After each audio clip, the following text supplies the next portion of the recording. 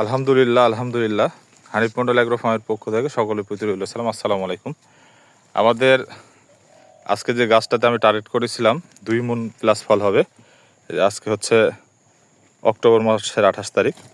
সেই গাছটাতে ফল হয়েছে 142 কেজি। আলহামদুলিল্লাহ, আমরা ধারণা করতে পারিনি যে একটা গাছে 142 কেজি ফল হবে। আলহামদুলিল্লাহ, যা বিশ্বাস করার এই যে মতো না। আমাদের এই চাচা ফল নিয়ে যায় বাগান থেকে রেগুলারই, গত কয়েক বছর থেকে আমার বাগান থেকে ফল নেয়। চাচা এক গাছের মাল কতটুকু হয়েছে? 42-100। আমরা কেউ টার্গেট করতে পারছি? আমরা মনে করছি হয়তো সর্বোচ্চ 2 মণ বা 2 মণ প্লাস হবে। সবই আল্লাহর নিয়ামত।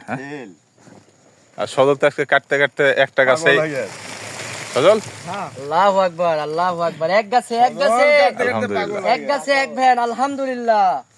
তো আমার মনে হয় যে মালটা কমলা যারা চাষ করবেন সেক্ষেত্রে সে যেটাই হোক, আমাদের ইয়েলো মালটাগুলো তো সবচেয়ে বেস্ট, কিন্তু বাড়ি মালটা ওয়ান যেহেতু আমাদের দেশে অনেক বছর থেকেই বাণিজ্যিকভাবে চাষ হচ্ছে, এটা আমাদের বাড়ি মালটা ওয়ান।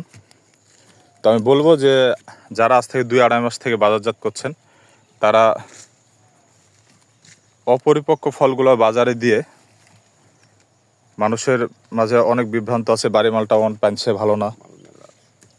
এটা আমার মনে হয় যে যদি কেউ অক্টোবরের দিকে পারে তাহলে পরিপূর্ণতা মিষ্টতা আসবে। এখন অনেক মিষ্টি, ও প্রচণ্ড মিষ্টি এখনকার মালটাগুলো। আলহামদুলিল্লাহ, মধু মধু।